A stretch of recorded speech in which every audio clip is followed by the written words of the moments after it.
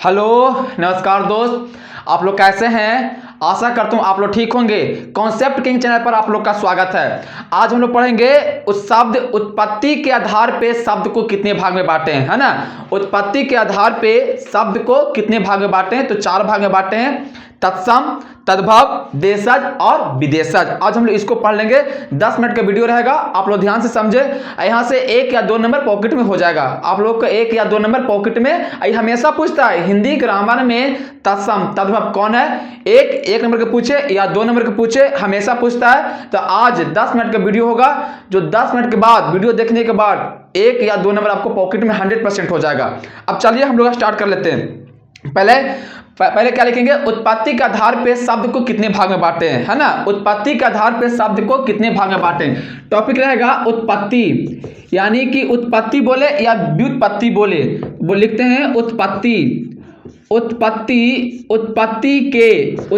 के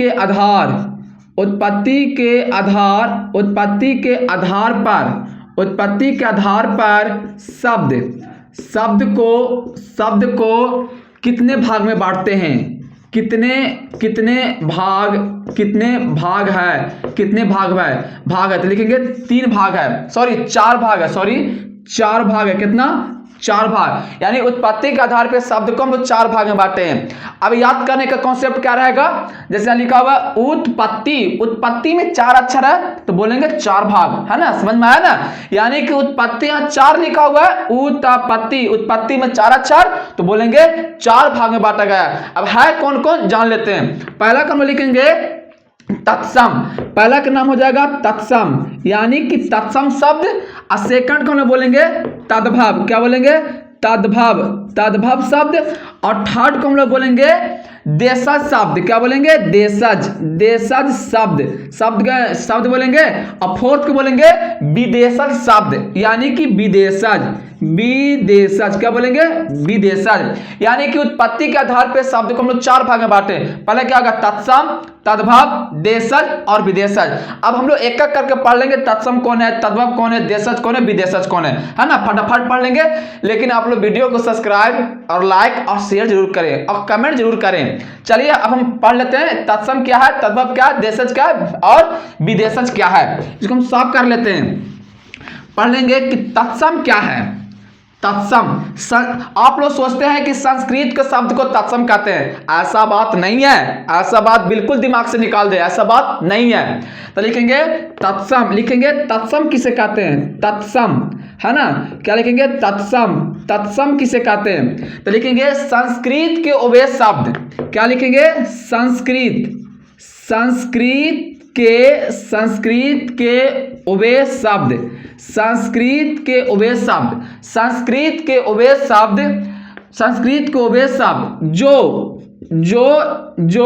जो बिना परिवर्तन किए बिना,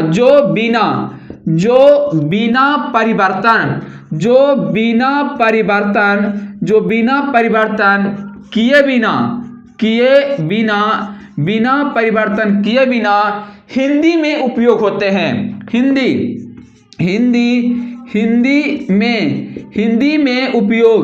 हिंदी में उपयोग होते हैं। उसे हम लोग क्या कहेंगे? उसे तत्सम कहते हैं। उसे तत्सम कहते हैं। यानी कि एक तो रहेगा संस्कृत वाला, और उसको बिना चेंजिंग किए हुए सेम टू सेम रहेगा हिंदी में। यानी कि संस्कृत के उभय शब्द जो बिना परिवर्तन किए बिना हिंदी में प्रयोग होते हैं उसे तत्सम कहते हैं। जैसे फॉर एग्जांपल, जैसे लिखें आम्र। क्या लिखें? आम्र, ये वाला आम्र। तो आम्र एक संस्कृत का शब्द है, तो आम्र आएगा तत्सम। जैसे हम बोलते हैं कि पक्षी। क्या लिखेंगे? पक्षी, ये वाला पक्षी, ये पक्षी क्या जाएगा? पक्षी, तो तत्सम आ जाएगा। जैसे हम बोले कि बार्ग, ये वाला बार्ग, तो क्या आएगा? तत्सम आ जाएगा। जैसे बोलते हैं प्रथम। क्या बोलेंगे? प्रथम, ये होगा प्रथम, तो क्या आ जाएगा? तत्सम आ जाएगा। जैसे बोले चक्षु। क्या बोले? चक्षु, ये वाला चक्षु, ये वाला चक्षु, ये वाला चक्षु, तो क्या जाएगा ये सब तत्सम। यानी तत्सम पहचानने का और कॉन्सेप्ट क्या कहता है कि जिसमें छा, ये वाला छा त्र स्रा, ये वाला स्रा और ज्ञा और ये बा, ये वाला बा रहे, हमेशा क्या कहलाता है तत्सम कहलाता है। यानी ये शब्द देखने के लिए मिल जाए, ये सब छात्रा स्रा ज्ञा वाह और ऊपर हलंत देखने के लिए मिल जाए, जैसे हम बोले बार्ग, जैसे बोला ना तो ऊपर मिला ना हलंत देखने के लिए, ये सब हमेशा तत्सम कहलाता है। आप लोग ऐसे याद, जैसे हम बोले क्षेत्र, जैसे हम बोले क्षेत्र कौन सा शब्द है, तो क्षेत्र हमेशा आएगा, ये वाला अच्छा है तो क्षेत्र आएगा तत्सम शब्द। और बताते हैं जो लिखने में टफ हो, हमेशा कहलाएगा तत्सम शब्द। जैसे हम बोले द्वितीय लिखो, तो द्वितीय लिखना टफ है लेकिन दूसरा लिखना आसान है, लेकिन हम कहते हैं द्वितीय लिखो, तो द्वितीय ऐसे लिखाएगा, द्वितीय ऐसे लिखाएगा, तो ये तत्सम शब्द है। जो लिखने में टफ हो वह हमेशा तत्सम शब्द, और जिसमें छात्रा ज्ञा स्रा बा, ये वाला सा मुधानी, ये वाला सा आ जाए तो हमेशा आएगा तत्सम शब्द। आप लोग ऐसे हमेशा, और ऊपर अगर हलांत मिल जाए, हमेशा आता है तत्सम शब्द। ये सब हमेशा बिल्कुल याद रखें, सटीक 100% सही होगा नहीं, लेकिन आप लोग पढ़ते खोपड़ी खत्म हो जाएगा फिर भी समझ में नहीं आएगा, लेकिन जो हम कॉन्सेप्ट बताते हैं उसको आप लोग पकड़ के रखें, 100% सही होगा। अब इसको हम साफ, जैसे बोले हस्त मतलब क्या होता है हाथ, जैसे हम बोले हस्त, यहाँ लिखते हैं हस्त, ये लिखे हस्त, तो पूछेगा हस्त कौन सा शब्द है, तो तत्सम शब्द है। हस्त मतलब हाथ, जैसे लिखे बीना, तो बीना ये वाला टवारगिना, अगर टवारगिना भी आ जाएगा तो बोलेंगे तत्सम शब्द। क्या बोलेंगे तत्सम शब्द, जैसे बीना, ये सब आएगा तत्सम शब्द। अब हम लोग आगे चलते हैं तद्भव। आशा करते हैं कि तत्सम शब्द पहचानने आया होगा, जिसमें छात्रा ज्ञासरा वा ऊपर हलांत मिल जाए और लिखने में टफ हो, हमेशा कहलाता है तत्सम शब्द। अब चलते हैं आगे, हम लोग तद्भव किसे कहते हैं, इसको हम साफ कर देते हैं। अब चलते हैं हम लोग तद्भव, अब आगे चलते हैं तद्भव शब्द किसे कहते हैं। ये हमेशा, जैसे हम बोले चक्षु कक्षु, ये सब कौन शब्द आएगा, चक्षु कक्षु, तो हमेशा आता है तत्सम शब्द। अब चलते हैं हम लोग तद्भव शब्द किसे कहते हैं, तद्भव शब्द किसे कहते हैं, तो लिखेंगे कि तत्सम के बिगड़े रूप को तद्भव कहते हैं। यानी तत्सम के बिगड़े रूप को, तत्सम के बिगड़े रूप को तद्भव कहते हैं, तद्भव कहते हैं। यानी तत्सम के बिगड़े रूप को तद्भव कहते हैं। जो तत्सम हो उसको बिगाड़ के हिंदी में लिख दिया जाए उसको कहेंगे हम लोग तद्भव। जैसे आम्र को लिख दे आम, इसको लिख दे ऐसे आम, ये वाला कौन सा शब्द, तो तद्भव। जैसे लिखे हाथ, ये हाथ कौन सा शब्द, तद्भव। जो लिखने में बिल्कुल आसान हो और हिंदी को, जैसे बोलते अग्नि, तो अग्नि लिखने में टफ आएगा, अग्नि लिखने में टफ आएगा तो आ जाएगा तद्भव में। अब अग्नि के बन जाएगा आग, तो यहाँ पे लिखेंगे हम लोग आग, ये वाला आग। और क्या जाएगा, आग आ जाएगा, हाथ आ जाएगा, और क्या जाएगा मोर, ये वाला ये आ जाएगा मोर, क्या जाएगा मोर आ जाएगा, क्या जाएगा मोर, क्या जाएगा मोर। अब मोर को बोलते हैं संस्कृत में क्या, मयूर। जैसे बोले हाथी, जैसे बोलेंगे हाथी तो ये हो जाएगा हाथी। यानी कि जो हिंदी में हो लिखने में आसान हो। और बताते हैं जिसपे चंद्र बिंदु पड़ जाए, ऐसे हम देते चंद्र बिंदु ऊपर अगर चंद्र बिंदु पड़ गया तो हमेशा होता है तद्भव शब्द। जैसे हम बोले आंख लिखो, ये वाला आंख, ये वाला आंख कौन सा शब्द है, तो अगर चंद्र बिंदु पर पड़ गया, ऐसे अगर चंद्र बिंदु पड़ गया तो हमेशा आता है तद्भव शब्द। बात समझ में आया, बस समझ में आया, हमेशा आता है तद्भव शब्द।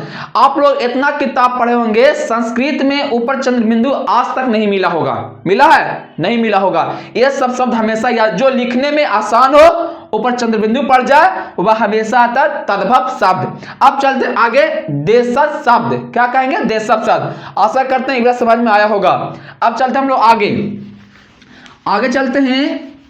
जैसे बोलेंगे हाथ लिखो, हस्त लिखो, ये सब। जैसे कहेंगे कि काम लिखो, काम, ये वाला काम, काम कौन सा शब्द आएगा? तो काम लिखना आसान हुआ तो बोलेंगे तद्भव। लेकिन इसी चीज को चेंज कर देंगे, कहेंगे कार्य लिखो, ये वाला कार्य, ये वाला। तो बताए थे कि अगर ऊपर हलंत मिल जाए तो आएगा तद्भव शब्द। क्या आएगा?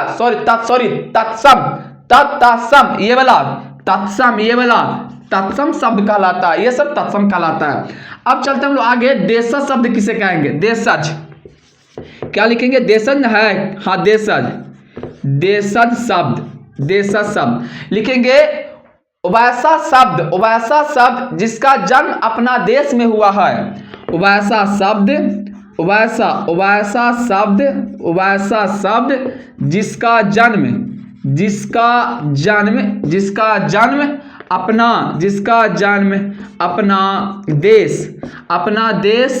अपना देश में हुआ है। वैसा शब्द जिसका जन्म अपना देश में हुआ है, उसे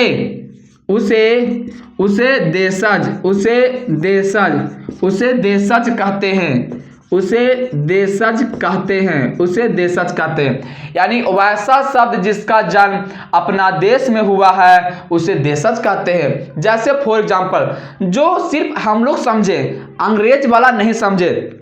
जैसे कहें अरे टोपी लेके आओ, टोपी कोई नहीं समझेगा, टोपी हम लोग समझेंगे कि ये टोपी हुआ।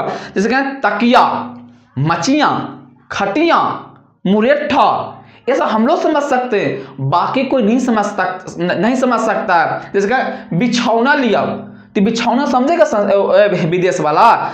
हम लोग समझ सकते हैं, यानी ये आ जाएगा देशज शब्द। जैसे खटिया, मैया, भटजी मैया क्या है? तो मैया एक देशज शब्द हुआ, मैया देशज शब्द।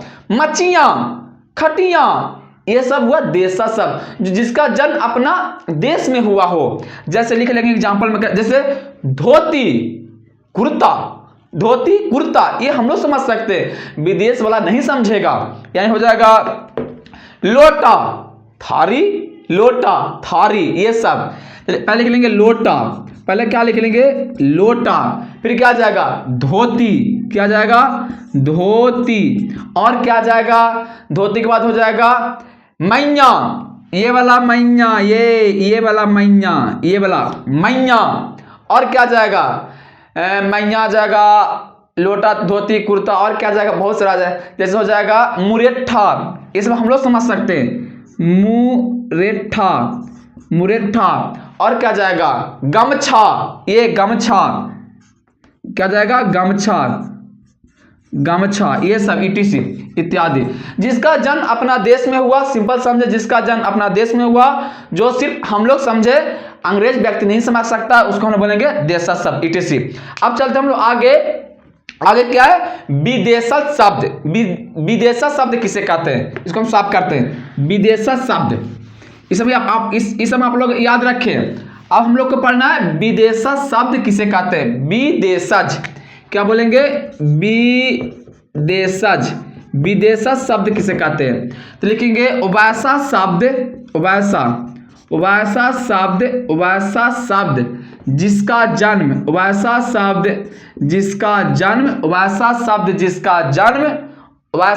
जिसका जन्म विदेश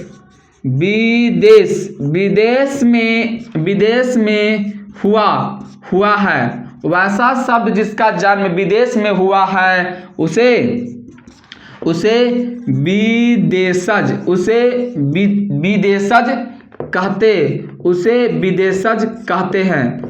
विदेशज कहते हैं। जैसे सिर्फ अंग्रेज समझ सकता है, और समझे डायरेक्ट होगा इंग्लिश शब्द। जैसे हम बोले डॉक्टर, तो ये डॉक्टर इंग्लिश शब्द है, डॉक्टर, ये वाला डॉक्टर। और क्या जाएगा? नर्स, ये नर्स। और क्या जाएगा? और शिक्षक, ये टीचर जिसको बोलते हैं हम लोग टीचर बोलते हैं, टीचर ये वाला टीचर, टीचर सॉरी टीचर सही तो है, टीचर है ना, टीचर। और क्या जाएगा, और हॉस्पिटल, क्या जाएगा, हॉस्पिटल, हॉस्पिटल क्या जाएगा, हॉस्पिटल क्या जाएगा, हॉस्पिटल। ये सब जो शब्द प्रयोग होगा उसको बोलेंगे विदेशज शब्द। बात समझ में आया। जो डायरेक्ट इंग्लिश का शब्द होता है उसको हम लोग बोले विदेशज शब्द। आशा करते हैं यह वीडियो जरूर समझ में आया होगा। अगर समझ में आया होगा तो चैनल को सब्सक्राइब और लाइक और कमेंट जरूर करें। अब वीडियो को अधिक से अधिक आप लोग शेयर करें, कम से कम तो शेयर तो करें, कम से कम आप लोग देखते हैं लाइक भी करते हैं तो कम से कम वीडियो को लास्ट में कम से कम शेयर कर दें। धन्यवाद।